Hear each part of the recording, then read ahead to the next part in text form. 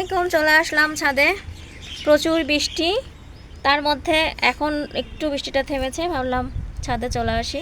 এই যে দেখুন ড্রাগনের ফুলের এই অবস্থার সময় এখানে কেটে দিতে হয়। এই যে দেখুন, এতে হ্যাঁ আরও কাটতে হবে। এই যে এইটুকু, এতে এটা দ্রুত বড় হবে। আমি এটা এই যে গাছের গোড়ায় রেখে দিলাম, পচে পুষ্টি হবে। আর একটা আছে এখানে দেখো, এই যে দেখুন, এভাবে যাদের ড্রাগনের গাছ আছে এভাবে পরিচর্যা করবেন। এটাও আমি গোড়ায় রেখে দিলাম। এই যে এটা কাটা হয়েছে, আজকে বেগুন গাছের কাটিং করব। পাখি কি সুন্দর ডাকছে, শুনতে পাচ্ছ? এই যে দেখুন আমার বেগুন গাছ, এই যে একটা কড়ি পড়েছে। বেগুন গাছের যত্ন বলতে এই যে মরা যে পাতাগুলো আছে না, এগুলো একটু কেটে দিতে হয়। আর এই যে মরা ডালগুলো চাইলে একটু কেটে দেওয়া যায়। এই যে দেখুন, এতে গাছটা একটু ভালো থাকে।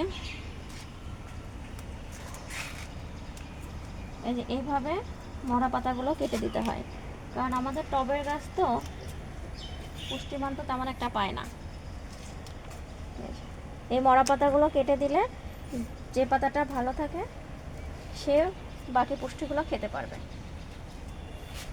এটা দেখো, এই যে দেখুন বেগুন, এটা আজকে উঠাবো না, উঠাবো কয়েকদিন পর।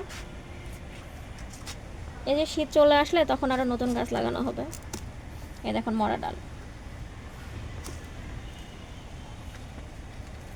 এই দেখেন এখানে এই যে মরা পাতা, এই মরা পাতাগুলো কেটে দিতে হয়।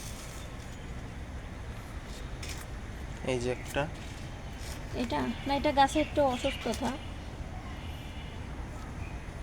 এই শীতের সময় আবার নতুন করে গাছ লাগাইতে হবে, যে কদিন চলে আর কি।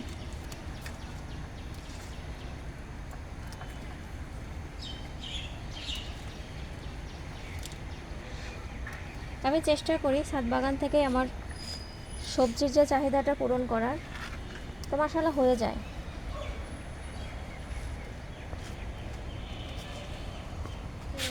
এটা আমার কচু গাছ, এই দেখুন লতা ছাড়ছে, লতাটা দেখাও ভালো করে। এই দেখেন, এই দেখো লতি, তুমি দেখো, এই যে এখন এই গাছটার এই যে দেখুন মরা পাতাটা দেখেন, এই যে দেখাও ভালো করে। এই যে এটা কিন্তু গাছের আর কাজে আসবে না।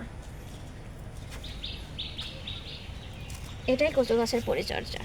এই যার একটি সাইডে, এই যে এই যে লতি ছাড়ছে, হ্যাঁ অনেক লতা ছাড়ছে। এই যে এইটাও কিন্তু মরে যাচ্ছে। এভাবে আমরা যদি একটু যত্ন করি, কথায় আছে না, শখের তোলা 80 টাকা, সেটা হয়েছে আর কি। এখানে সেখানে হয়ে থাকে, কিন্তু এখন যে যত্ন করা হচ্ছে,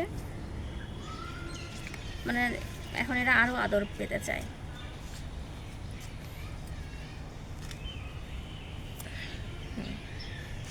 এই যে আমার আর একটা বেগুন গাছ, 4-5টা আছে, এতে আমাদের বেগুনের চাহিদাটা মোটামুটি মিটে যায়।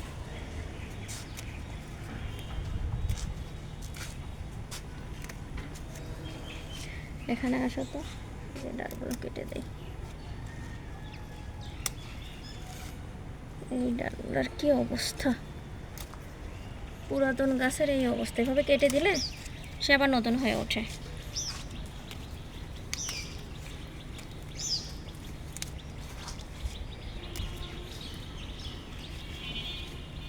এই যে বয়স্ক পাতাগুলো এভাবে কেটে দিতে হয়।